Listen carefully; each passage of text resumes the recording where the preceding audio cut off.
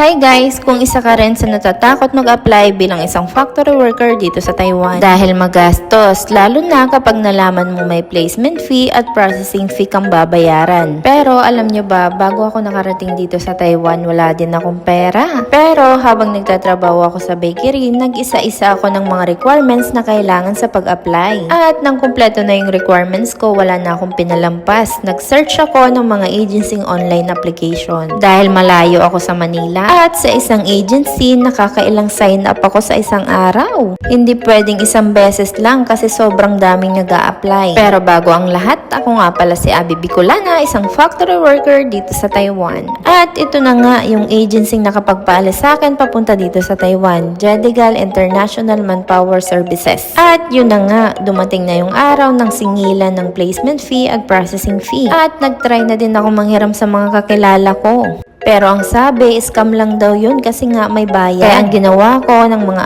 araw na yun, nagdasal lang ako.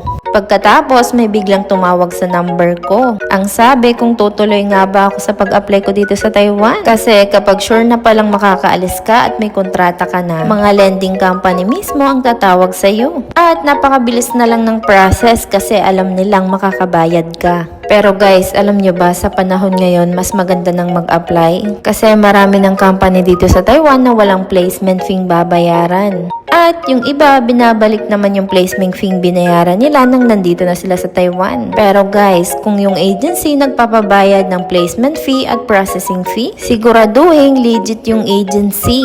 At sa mismong office lang nila nagbabayad kung may babayaran man. Walang agency nagpapatransaction online, lalong-lalo na sa GCash. Guys, ginawa ko tong video para palagi niyong tatandaan na kahit wala kang pera, basta porsigido kang magbago ang buhay mo, may paraan. Yun lang. Thank you for watching. Bye!